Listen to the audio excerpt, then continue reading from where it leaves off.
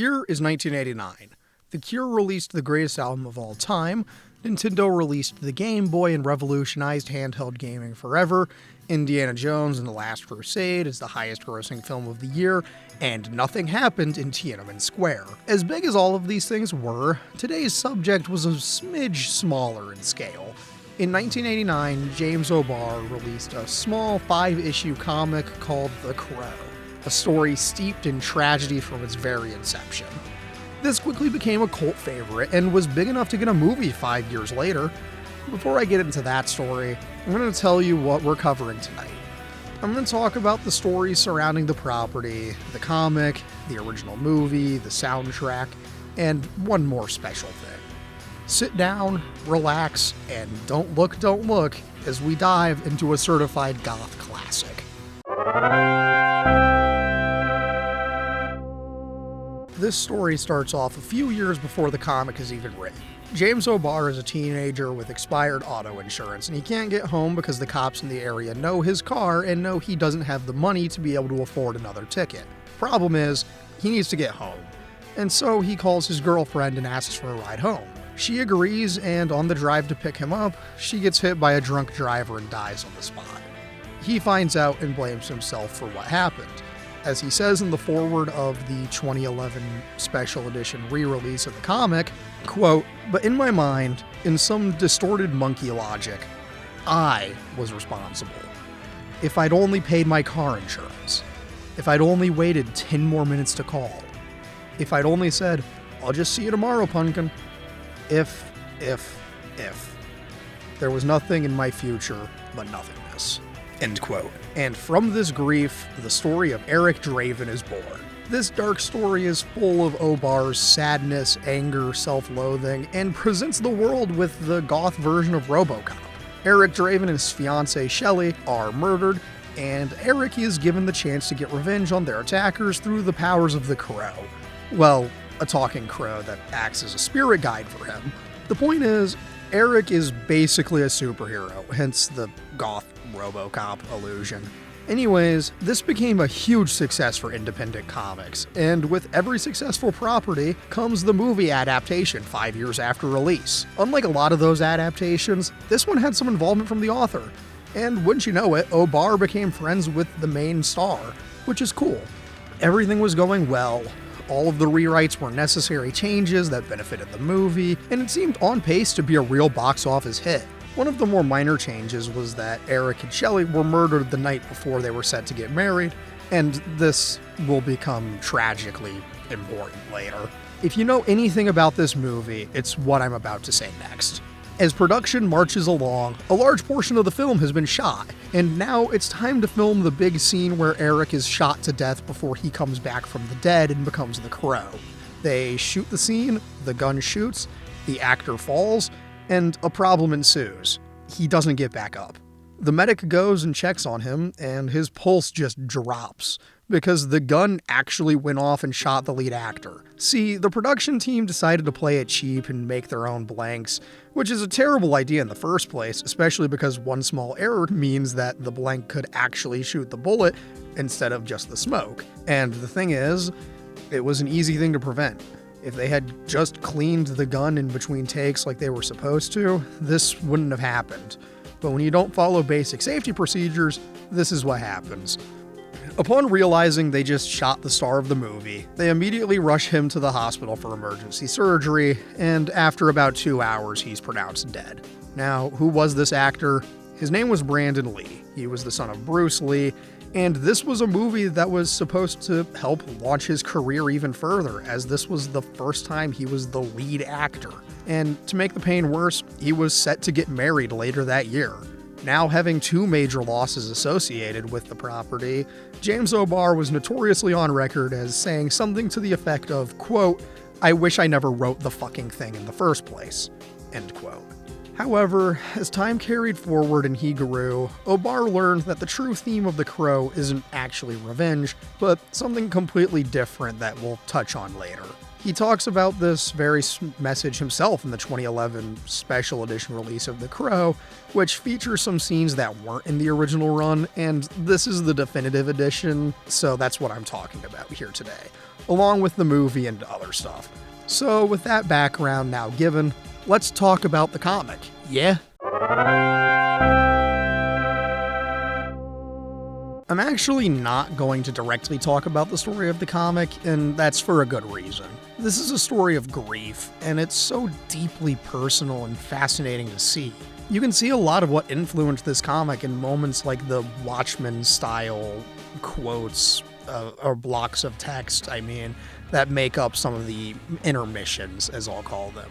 Outside of the previously mentioned real-world tragedy that inspired the comic, a lot of music influenced this, and one I really want to highlight is The Cure, and more specifically their fourth album, Pornography. This album is deeply heavy, as in the words of Robert Smith himself, quote, "I had two options at the time, which were either completely giving in, suicide, or making a record of it and getting it out of me," end quote. And boy, does that ring true for The Crow.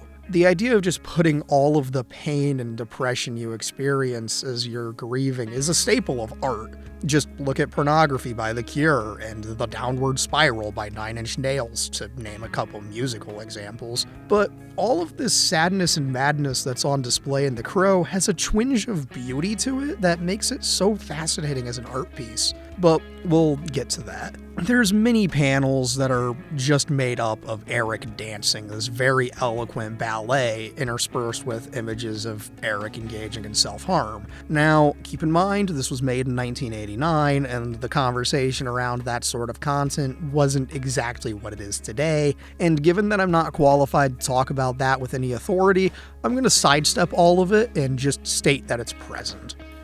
Anyways, something else that sets this revenge quest apart are the flashbacks we get to Eric and Shelley's lives before the incident.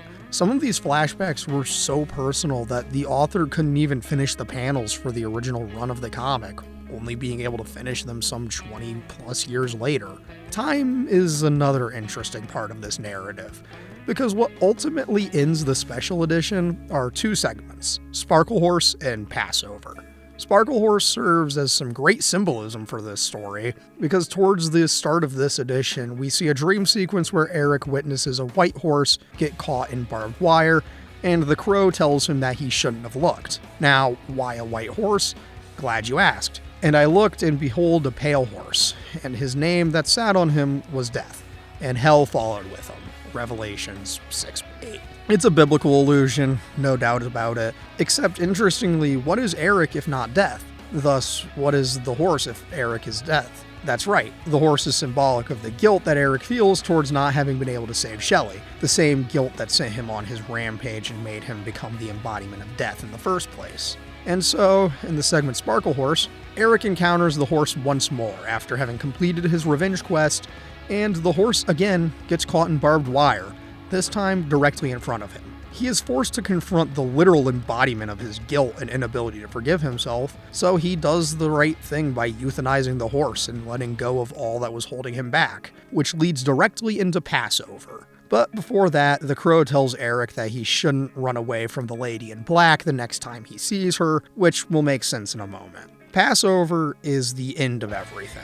Eric visits Shelley's grave and says he's coming home.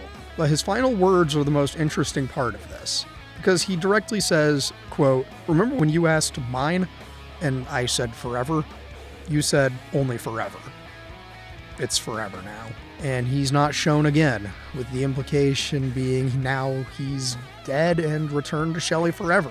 The final image of the comic is the lady in black walking alone in a barren land, and in a panel before Eric says his last goodbyes to the mortal realm, we see Eric kiss the lady in black, which I choose to interpret as the kiss of death that finally allows Eric to have his homecoming.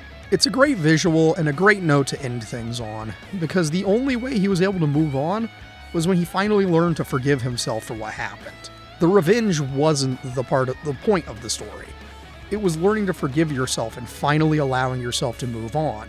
And that's kind of the story behind the 2011 special edition. This was James O'Barr's way of forgiving himself and moving on by releasing what he calls the author's edition of the comic, which is a very poetic end to the saga of The Crow. I I know that the only thing people ever really talk about in relation to this movie is the death of Brandon Lee, which, understandable. However, it overshadows what is legitimately a very fun and unique and enjoyable superhero movie with a lot of charm and an amazing soundtrack. This movie does not have a lot of the symbolism that makes the comic so special, but what it does have is a lot of fun with adapting a deeply personal story of grief into something more palatable to a mainstream audience. Maybe my favorite scene in the movie, and one that some of my friends will know immediately, is the classic pawn shop scene. The line, "Is that gasoline I smell?" followed by the shotgun full of rings, is so stupid, but I love it so much more than just that. Anyway, this movie has a lot of action sequences that feel right at home in a John Wick movie, and in fact, there's a clear connection between the two. Brandon Lee's stunt double in this movie was a man by the name of Chad Stahelski, I think that's how you say that, who went on to be Keanu Reeves' stunt double in The Matrix. But the story doesn't end there, because Chad would go on to direct all 4 John Wick movies. So there is a direct line here, and boy, does it show. Anyways, also in the movie are the private investigator from The Big Lebowski as the pawn shop owner, and the late great Tony Todd, most known for his role as Candyman in the Candyman series. And he gives a fantastic performance as always. Past that, there's Ernie Hudson from Ghostbusters as a cop in this movie who gets to do some cool stuff, but the star of the show was Brandon Lee. Not to bring the mood down too much, but this movie was proof that Brandon Lee was on track to becoming a Keanu Reeves type actor. I mean, this was meant to be his big break into becoming an action movie star, and it's deeply tragic that his career was cut so short. But what we did get here is fantastic. He had a lot of fun with this movie. Like, his delivery of the one-liners are legitimately very funny, and he's able to get across the more emotional scenes better than a lot of action stars of the 80s would have, and really most of his contemporaries. It's a very special performance, and I can't really see anyone else being able to do the role quite like he did. Let's get back to the more positive emotions, yeah? Yeah. The action sequences, in particular the boardroom scene, are really great. The sheer chaos of the gunfire in that scene is on par with that John Wick shit, and it's got so many good stunts. Seriously, go watch this scene for yourself, it's so fantastic. The final showdown in the church is great. I love how the main bad guy gets impaled on a gargoyle and the blood goes out of its mouth.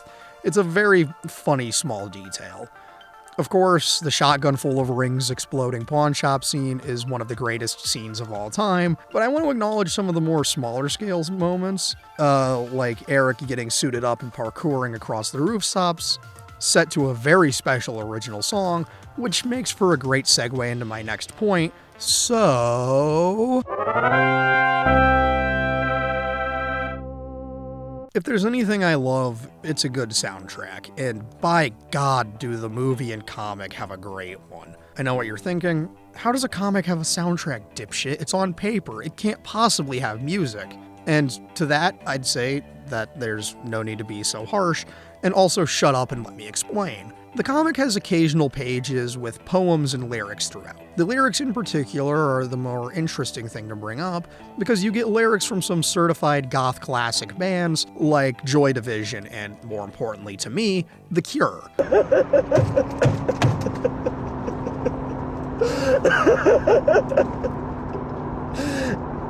In the comic, you get some lyrics from The Hanging Garden, the third song off of their 1982 album Pornography.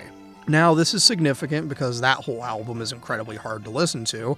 It's very harsh and intentionally off-putting, being described as a purge of sorts. From my brief understanding, the album came as a result of heavy drug and alcohol abuse, severe depression, and the thought that the band was either going to end after this or make some changes. Not particularly the point.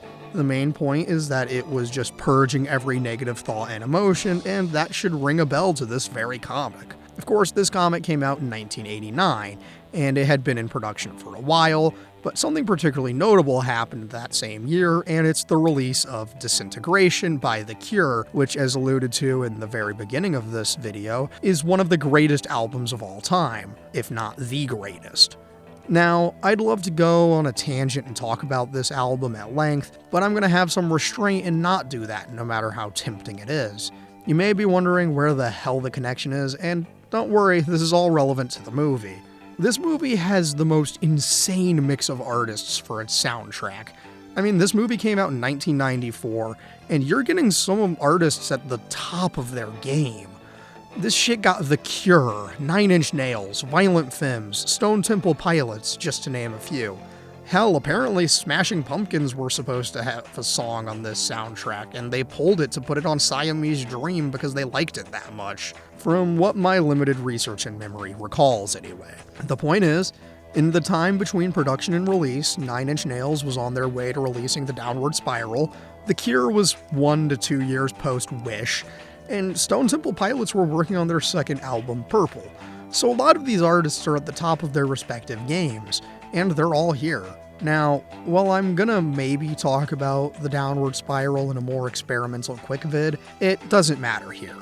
What does matter is Burn by The Cure, because I think it's interesting for many reasons. The original goal of the production team was to get the rights to use The Hanging Garden, an homage to the original comic.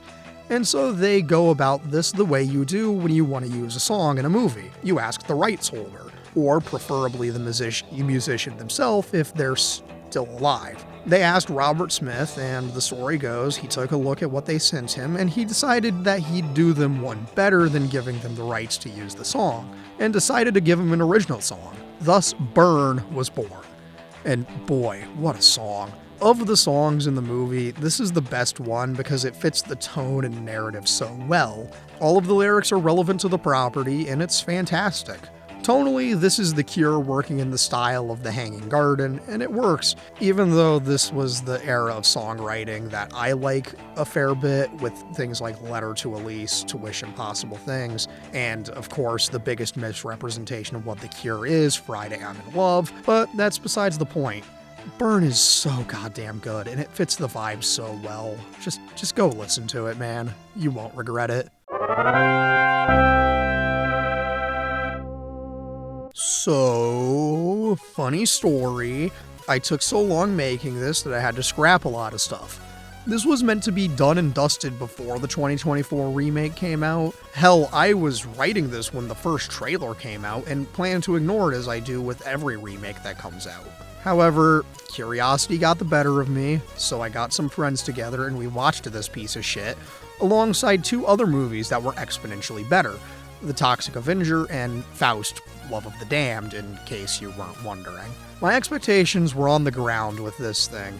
I mean, I had heard some people say this was a fun bad movie, and more so than any other time I've ever asked this question, what the hell is wrong with people? This movie isn't fun bad. This is bad bad. To put into perspective how bad this thing was, it would have been easier if the studio just pissed on Brandon Lee's grave instead of releasing a movie. Like, this movie made $24 million against a $50 million budget. If you subscribe to the typical formula for calculating how much a movie needs to make in order to profit, you take the reported budget, multiply by 2 to account for marketing. Not always the case, but for the sake of generalization, it works. And that's the number you need to exceed to make profit. So, for the sake of calculating how much money was lost on this trash, let's take the reported $50 million budget, call it $100 million with advertising and marketing costs, and realize they lost up to $76 million on this thing, which is somehow the least questionable financial thing related to this movie. I genuinely find it hard to believe this movie cost as much as it did to make, because it does not show. Everything looks so cheap. Like, God, it's embarrassing. First of all, The Crow is supposed to be set in Detroit, and this shit looks like it's in Middle Europe, and the environments are so disconnected. Like, the train yard limbo purgatory would look cool if this was a Batman movie, but for The Crow, it looks stupid. Visually, every location looks cheap. The mental hospital that we spend most of the movie in looks terrible. And speaking of that shit-ass hospital, this movie spends most of its runtime in a mental hospital where our alleged Eric and Shelley meet. And I'm sorry, but this just ain't it. I mean, their first meeting was awful, and I don't buy their relationship, primarily because these are terrible people involved in terrible things that are half-baked and underexplained. The whole point of The Crow is that what happened was a random act of violence against completely normal people who didn't deserve it. Here, though, we have the SoundCloud rappers Eric and Shelly who do nothing but drugs, sex, and terrible interactions that don't feel human. Them talking to each other for the first time and the shitty dad jokes they tell each other is awful. The opening of the movie stole the imagery of the horse and barbed wire and didn't come close to using it in the context of the comic. They saw the Sparkle Horse sequence and just wanted to steal it without knowing what it meant, thinking that people wouldn't notice. Granted, they were right. No one noticed because no one watched this piece of shit, but I noticed. Then there's the rest of the opening, where Shelly's friend calls her in a panic, which leads to Shelly getting herself arrested and sent to a mental hospital for security. And oh my god, the dialogue here is atrocious, and is that style of writing that everyone hates, which is to say excessive swearing with no substance. I don't tend to hard swear uncensored, but holy fuck, the writing is abysmal. Seriously, outside of the fact that, at least when I watched it, the audio mixing was so bad that I could barely understand anyone, what I could hear was mostly just swears. I'm not against vulgar language, I mean shit man, I swear all the time, but here it felt like a crutch to cover for the fact that these people didn't know how to handle this thing. Back to the shitty plot though, after enough time and whatever the hell these writers think romance is, Eric and Shelly break out of the mental hospital to go do drugs and sex all the time. After a lot of man-ass, lady-ass, and drug-ass, the movie remembers that this is allegedly a movie adapting the comic book The Crow, and decides they have to figure out how to murder both of the main characters. How did they do this?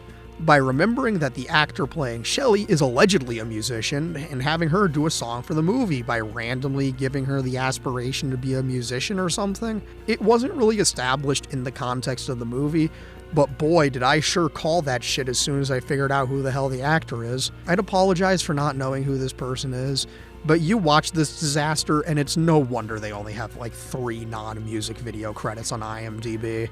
Tangents aside, Eric and Shelly become SoundCloud rappers, and then some dude burst into the apartment and killed them both with plastic bags? So you mean to tell me that these thugs decided to not use guns, but landed on plastic bags? If there were no guns in the rest of the movie, I could forgive this, but there's a lot of guns later on, so what's the deal? Was this some kind of way to sidestep the urban legend curse around the property?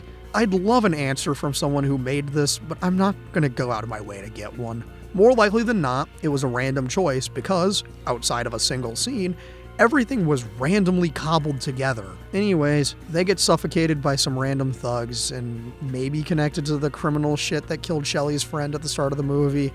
And did I mention we're about halfway into the runtime by now and we haven't gotten a single crow? By the same point in the original movie, we've already gotten a lot of more fights and fun stuff and the iconic shotgun full of rings scene.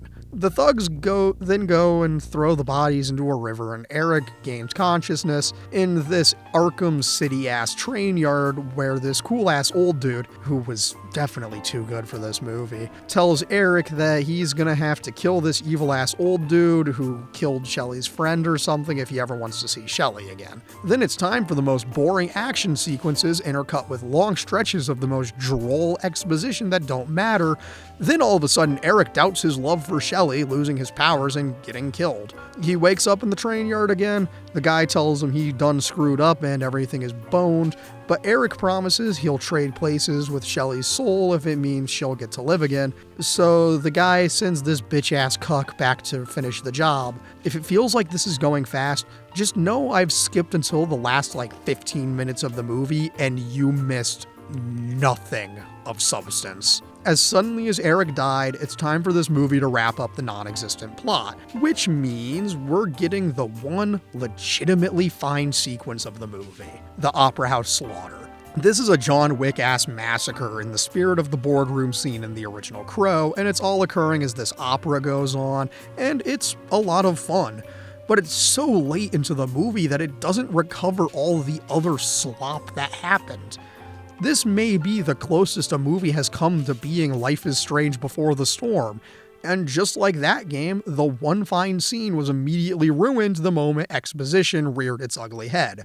Thanks to my very subtle foreshadowing just now, you've pieced together that this brief moment of joy was immediately taken from me when Eric finds the lady assistant for the main evil bad guy who was apparently in this movie, and the dialogue is on par with the same level of quality as Before the Storm, which is to say, the writers of this movie should be genuinely ashamed of themselves. Anyhow, Eric decapitates the woman, goes on stage of the opera, and causes a curtain call, which is like a trenchcoat kid's wet dream in retrospect, and not like a thing Eric would have done, because everyone in the audience was innocent, so he just scarred these people for life for no reason.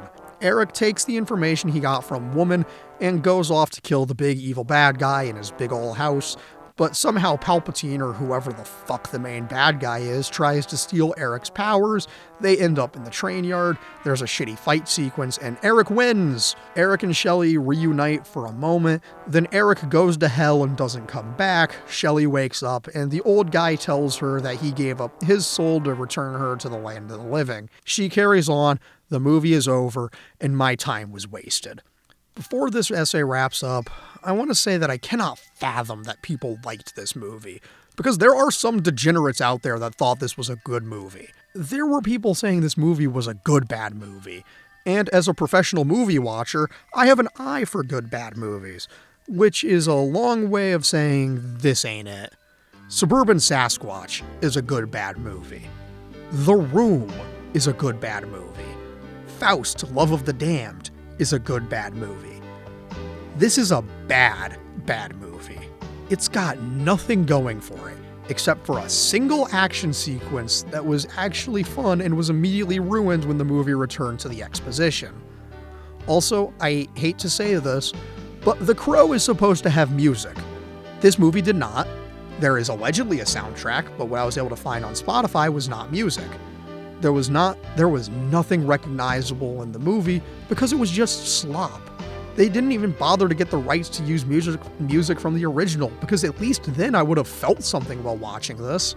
Granted, it would have just been rage, but at least rage is an emotion. You know, calling this a movie is perhaps too generous. This isn't a movie. This is the equivalent of writing a book report on something you didn't read. This is asking a TikTok-obsessed middle schooler to write a script for a remake of The Crow, except they're only given the premise and a couple images from the comic to go off of. There is no world where people genuinely liked this thing. I refuse to accept this. This wasn't a movie. This was a deliberate bastardization of everything that made the original great, and is a cold corporate attempt to steal art made from pure, unadulterated grief. Now, with all of that said, let's wrap this one up and go home. Yeah.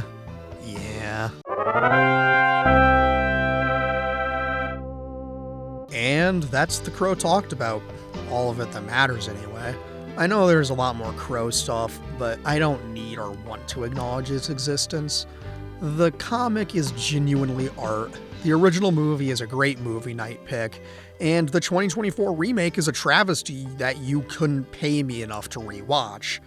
I can't recommend the comic and original movie enough though. They're so unique and still hold up today. They're dripping with style from start to finish, and are highly worth seeking out. In terms of my final ratings, since I've got 3 things to rate, let's go in the order I talked about them in. Which means, the comic is a 10 out of 10. Genuinely, it's such a powerful mediation on grief and loss, all presented in this gorgeously morose package. The original movie is a solid 8 out of 10. It's a very good time with friends, the soundtrack kicks ass, the visuals are steeped in that Batman '89 Gothic city tradition, and the performances across the board are fantastic. Then there's the 2024 movie. Where do I stand on this piece of shit? Well, it's unrateable, because 0 out of 10 would be too high a score for this thing. It would have been easier to piss on the graves of those who died in relation to this property than make this movie. And the fact that this exists is an affront to God. On that note, thank you so much for watching. It always means a lot. I'm glad I finally got to talk about 2 things I really liked, and I'm honestly glad to have gotten my thoughts on the 2024 one out of my head so I can finally forget it exists. I'm glad to be back. I've got a lot of really good ideas for this year. I'm very excited for some of the stuff I've got coming up, especially at the end of February, which is a promise because I need to start this one because I have a firm deadline for it. You'll know it when you see it. Maybe a trailer for it will come out before it actually happens. I don't know. We'll see what happens. Anyway, thanks again, and good night.